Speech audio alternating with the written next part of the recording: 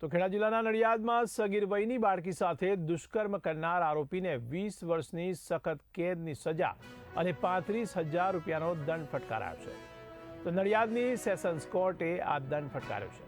તો વસો તાલુકાના ગંગાપુર ગામેથી સગીર વયની દીકરીને લલચાવી ફોસલાવી લગ્ન કરવાની લાલચ આપી ભગાડી ગયો હતો। ત્યારે નડિયાદ બારકોસિયા રોડ પર આવેલ ઉસ્માન અહેમદભાઈ સિનોરવાલાના ખેતરમાં આવેલ છાપરામાં રાખી તેની મરજી વિરુદ્ધ વારંવાર દુષ્કર્મ ગુજારવામાં આવ્યું હતું, જેને લઈને વસો પોલીસ સ્ટેશનમાં પોક્સો એક્ટ હેઠળ ગુનો નોંધવામાં આવ્યો હતો, જે નડિયાદના સ્પેશિયલ પોક્સો જજ પીપી પુરોહિતની કોર્ટમાં ચાલી જતા કુલ 12 સાહેદો તથા 17 દસ્તાવેજી પુરાવાઓને ધ્યાને લઈ તેમજ સરકારી વકીલ યોગીબેન કે બારોટની દલીલોને ધ્યાને લઈ આરોપી દશરથ સોલંકીને 20 વર્ષની સખત કેદની સજા અને કુલ 35,000 રૂપિયાનો દંડ નડિયાદ કોર્ટે ફટકાર્યો છે।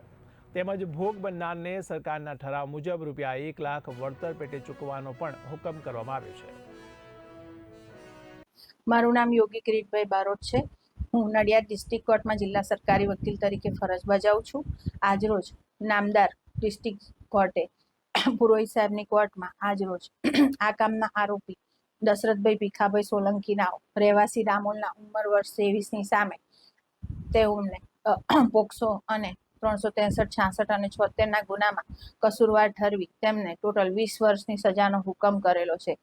કેસની વિગતને જણાવું તો આપને આ ફરિયાદીની સગીર વયની દીકરીને તેના કાયદેસરના વાલીપણામાંથી બગાડી લઈ જઈ છાપરામાં લઈ જઈ તેની સાથે આ કામના આરોપીએ દુષ્કૃત્ય કરેલું હોય, જે બદલ તેની સામે ચાર્જ ફરમાવવામાં આવેલો। અમો પ્રોસિક્યુશન તરફે હાજર થઈ ટોટલ 16 જેટલા દસ્તાવેજી પુરાવા રજૂ કરેલા છે અને 12 જેટલા વિટનેસીસ તપાસેલા છે।